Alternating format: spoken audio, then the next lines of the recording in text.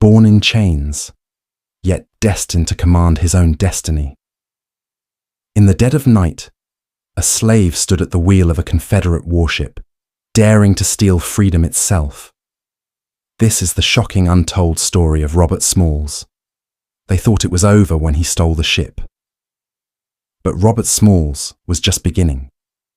From fearless pilot to national hero to the halls of Congress, his fight for freedom shook an entire nation. Some stories burn like fire in the pages of history. Stories that rise from darkness, filled with danger, blood, and courage, and yet shine with hope. Imagine a man born in chains, a man who was never supposed to be free, never supposed to dream, and never supposed to command his own destiny. Yet, against all odds, he outsmarted the most powerful army of his time, stole a ship right under the noses of his masters, and sailed into freedom.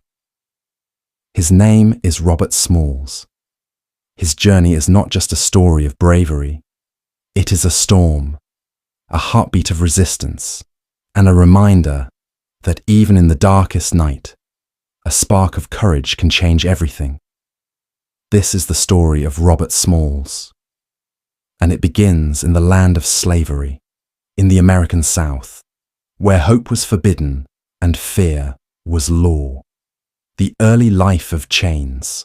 Robert Smalls was born in 1839 in Beaufort, South Carolina. He was not born into comfort, but into slavery. From the moment he opened his eyes, his life was owned by another man. His mother, Lydia, carried the scars of slavery deep in her soul. She knew what it meant to live as property, to be bought, sold, or punished at the whim of masters. But young Robert was different. Even as a child, he had a restless spirit. He would stand at the harbour, watching the grand ships sail across the water. Their tall masts seemed like fingers pointing toward the sky, their sails catching the winds of freedom. Robert dreamed of being on those ships, not as a slave, but as a free man, commanding his own destiny.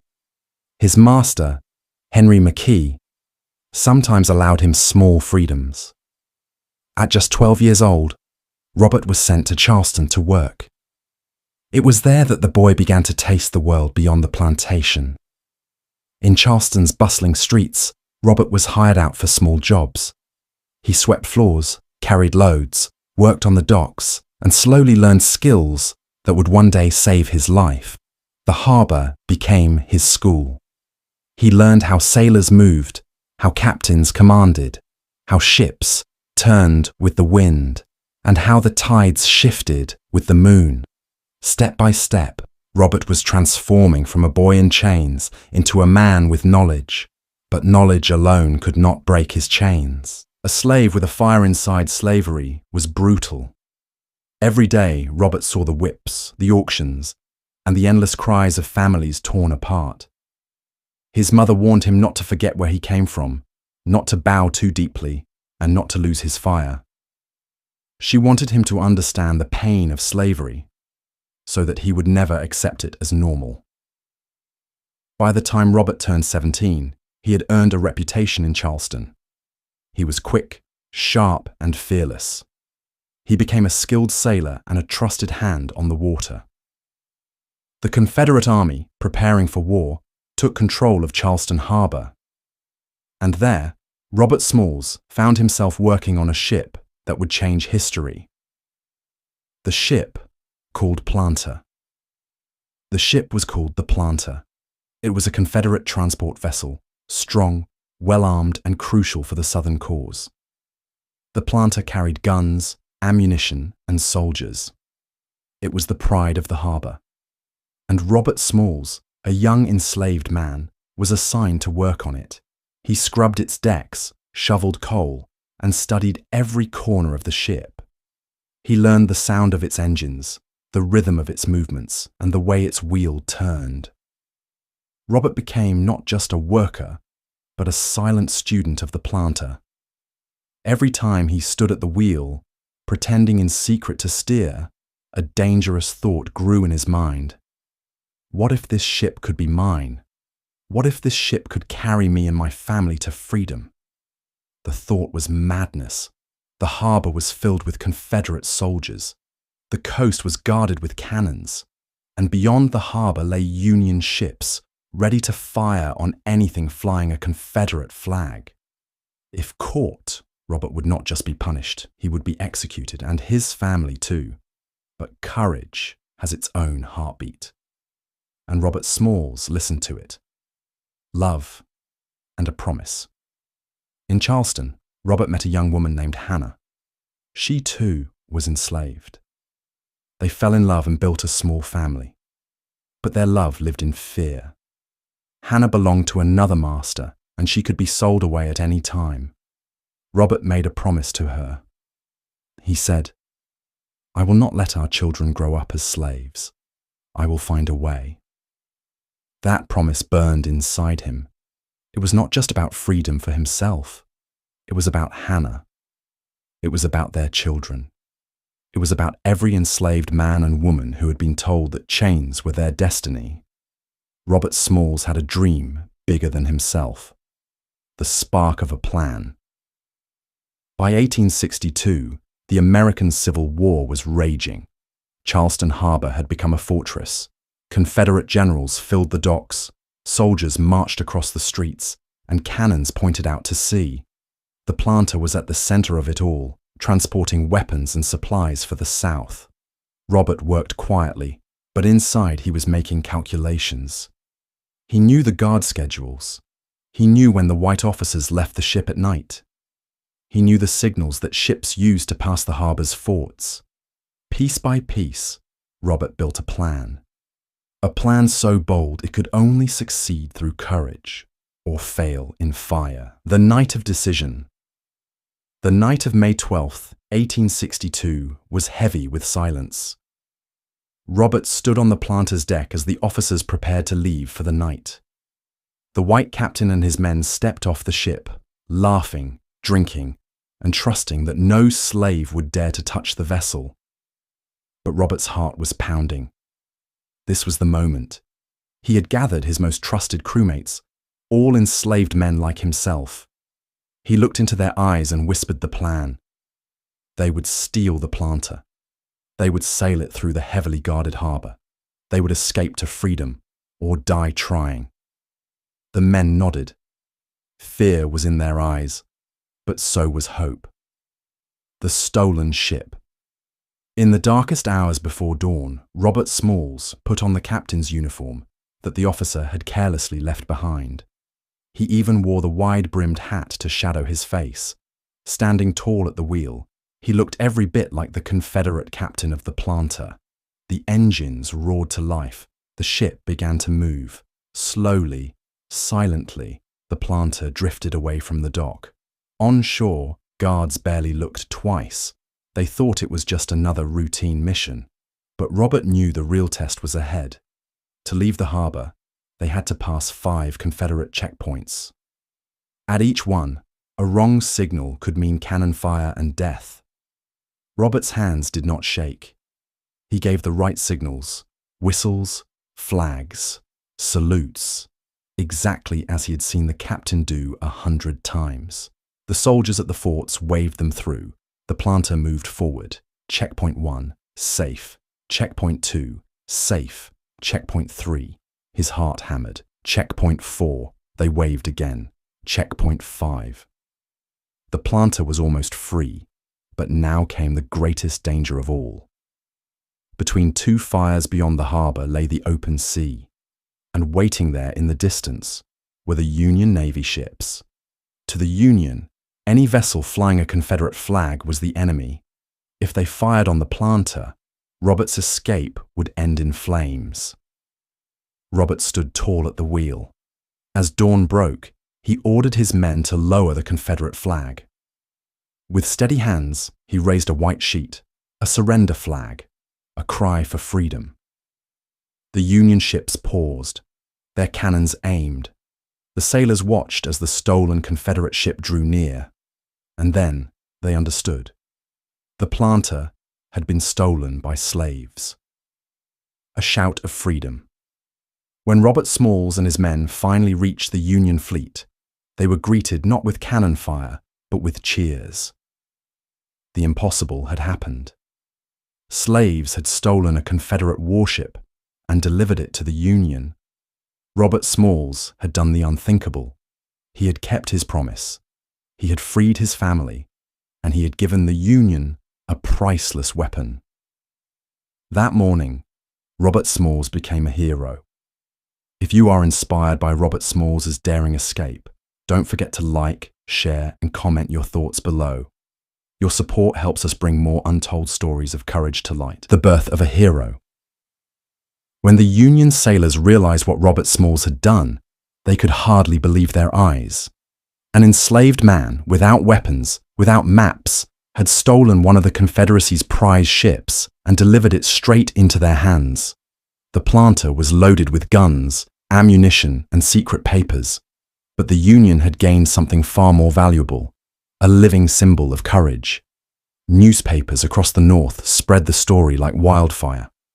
"A slave turns captain," the headlines declared. The name Robert Smalls thundered across America.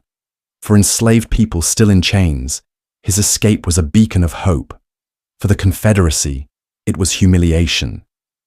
And for the Union, it was proof that enslaved men were not only willing to fight for freedom, but capable of acts of brilliance and bravery. Freedom for his family. The very first thing Robert did was secure the freedom of his wife Hannah and their children. With the prize money the Union awarded him for delivering the planter, Robert bought their freedom. The man who had once been helpless against the slave market now walked proudly with his family by his side, free at last. But Robert Smalls was not content with personal freedom. He knew his people were still suffering. He had not risked his life just to save himself. His mission was larger, to help end slavery forever. Joining the fight, Robert joined the Union Navy as a pilot. His knowledge of Charleston Harbor and the southern waterways made him invaluable. He guided Union ships through dangerous waters, avoided Confederate traps, and led daring missions. In December 1863, Robert once again proved his courage. The planter, his old ship, was under attack near Charleston. Its white captain panicked and tried to surrender, but Robert Smalls seized command. He refused to give up. With cannons roaring around him, he steered the ship to safety. The Union officers were stunned. Robert was promoted on the spot, from a slave to a pilot, from a pilot to a commander. Step by step, Robert Smalls was carving his name into history, a voice for his people. But Robert's courage was not just on the battlefield. He had another weapon, his voice. He traveled across the North, speaking to crowds, urging the Union to allow black men to fight. His words were powerful. He stood before audiences and declared, "We too want to fight for our freedom, for our families, for this nation." His pleas worked. Thousands of African Americans joined the Union Army. They fought bravely, and their blood watered the tree of freedom. Robert Smalls had lit a spark that grew into a fire. After the war. When the Civil War finally ended in 1865, the chains of slavery were broken across America. But freedom was not easy. The South lay in ruins, bitterness filled the air, and racism did not disappear overnight. Robert Smalls knew the struggle was not over. Freedom without dignity, without education, without opportunity, was no freedom at all. So he turned to a new battlefield, politics. From slave to statesman, Robert Smalls entered politics with the same determination he had shown on the sea. He ran for office, and the people of South Carolina elected him again and again. He served in the state legislature and later in the United States Congress. Think about it. The boy born in chains, who once could not even call his life his own, now stood in the halls of power shaping the laws of a nation. He fought for equal rights, for education, and for justice. In Washington, Robert was fearless. He reminded white lawmakers that freedom was not a gift, but a right. He fought for schools so that black children could learn, so that no child would be forced to live in ignorance as he once had. He fought for fair treatment of workers, for land ownership, for dignity. The house of his masters. Perhaps one of the most poetic turns of Robert Small's life was this. Years after gaining freedom, he returned to Beaufort, South Carolina, and purchased the very house in which he had been enslaved as a child. The mansion of his former master now belonged to him. But Robert Smalls was not a man of revenge. He showed compassion even to those who had once owned him. When his former master's widow grew old and sick, Robert allowed her to live in the house until her death. That was the measure of his greatness. He proved that true freedom was not only breaking chains, but rising above hatred, trials and challenges. The years after the war were not easy. The promise of Reconstruction, when black Americans briefly tasted political power and social progress, was crushed by violence, intimidation, and new racist laws. Robert Smalls himself faced threats, insults, and even false charges, but he never surrendered. He held his head high, reminding his people that courage must live on, even in difficult times. He became a symbol of dignity, a living reminder that no matter how heavy the storm, freedom was worth fighting for. The final years. Robert Smalls lived to see slavery destroyed, but he also lived to see the cruel rise of segregation and Jim Crow laws. Yet, until his last breath, he never gave up hope. In his hometown, he became a community leader, a father figure, and a legend. Children looked up to him as the man who had stolen a ship and stolen freedom. Elders respected him as the man who had carried the voice of the enslaved into the halls of Congress. He often told the young people of Beaufort, "My race needs no special defense, for the past history of them in this country proves them to be equal of any people anywhere. All they need is an equal chance in the battle of life." These were not just words. They were his truth. On February 23rd, 1915, Robert Smalls passed away in the very town where he had been born a slave. He left this world not as property, not as a victim, but as a hero. He was buried in Beaufort, his grave marked with simple words that carried the weight of his life. My race needs no special defense. For the past. History of them in this country proves them to be the equal of any people, anywhere. The legacy of Robert Smalls. Robert Smalls' story is more than just history. It is a lesson. It tells us that courage can break chains, that intelligence can outwit oppression, and that one person's bravery can inspire millions. He was a man who risked everything, his life, his family, his future, because he believed that freedom was worth dying for, and by doing so, he lived forever. Even today, when ships move through Charleston Harbor, the waves carry whispers of his name. Robert Smalls, the man who took the wheel of destiny and steered his people toward freedom. Closing words, from a slave child in Beaufort to a hero of the Union, from a ship thief to a congressman, Robert Smalls's life is the very definition of impossible turned real. His courage did not just change his own life, it shook an entire nation. And so his story lives on.